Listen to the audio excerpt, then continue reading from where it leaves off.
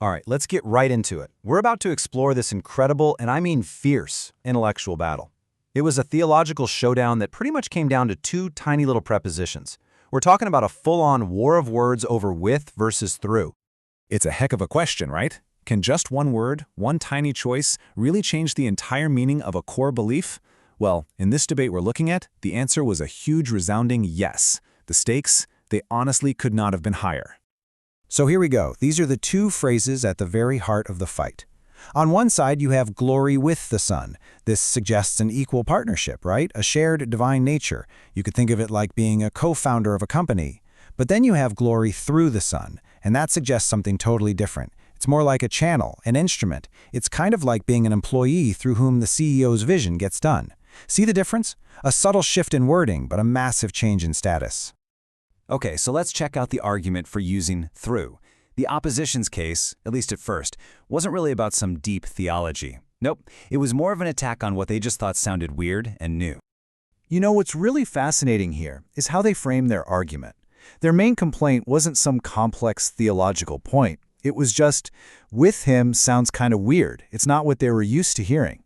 Their whole point was that through him was common, it was comfortable, it was familiar from Scripture. So if we break down their logic, it was super simple. We've just always done it this way. The word through is what we all know. It's what we hear in our communities. This new word, with, it feels, foreign and awkward, like a weird deviation from a perfectly good tradition. Basically, why fix what isn't broken? Now, the response to this is honestly pretty brilliant. The author doesn't come out and say through is wrong. Not at all. Instead, he makes this amazing case that this isn't an either-or fight. He argues that each word has a very specific and very proper job to do. And here's the author's big idea. Each word has its own purpose. He says you use with whom when you're talking about glory and majesty, when you're trying to express the Son's equal divine nature right alongside the Father. But you use through whom when you're giving thanks for all the good gifts and the grace you've received. You see? One is for praise, the other is for gratitude. They're two different tools for two completely different jobs. And he doesn't stop there. He then reframes this whole debate. He's saying, look, this isn't just about grammar.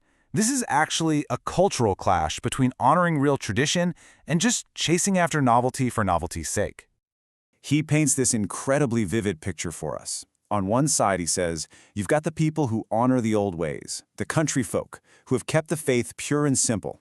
And on the other side, well, you've got these so-called cunning experts, people who are bored with tradition and are always chasing something new, kind of like fashionistas who just have to have the latest trend. He is absolutely aligning himself with what he sees as timeless, authentic tradition. And now we get to the absolute heart of it all. This isn't just about grammar, and it isn't just about tradition. For the author, this whole fight is about a fundamental, unbreakable theological principle. This is why it really, truly matters. So the whole thing hinges on this quote. The author brings up this idea of inseparable pairs. He's arguing that some things in the universe are so fundamentally connected in their very nature that you literally cannot think of one without the other. They're a package deal. His first example is just so powerful. Think about it. You can't have the brightness of a star without its inherent glory. The light isn't something separate from the star. It is an essential part of the star. They exist together, side by side, always. His second analogy, just as clear. A perfect image, like your reflection in a mirror, cannot be separated from the original thing it reflects, the archetype. The reflection only exists because of the original. They are absolutely inextricably linked. And this, right here, brings us to the theological climax of his entire argument. The Son's glory is just as inseparable from the Father's glory as brightness is from a star. So to suggest otherwise, to imply any separation by using a word like through when you're ascribing glory, well, that's to completely misunderstand their fundamental, indivisible nature. So there's a technical term for this kind of expression of praise. It's called a doxology. And for the author, the correct doxology has to use the word with. Why? Because it's the only word that truly reflects the theological reality, that the Father and the Son share a common, indivisible glory. So when you boil it all down, this whole passionate, intense debate comes down to one simple, powerful idea, the word with. It's not just a piece of grammar. It's a profound declaration of equality, of divinity, and of an unbreakable bond.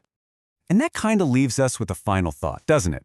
This was a huge battle over with and through, but it really makes you wonder, what are the small, seemingly insignificant words that hold the most weight, that actually define your own most important beliefs?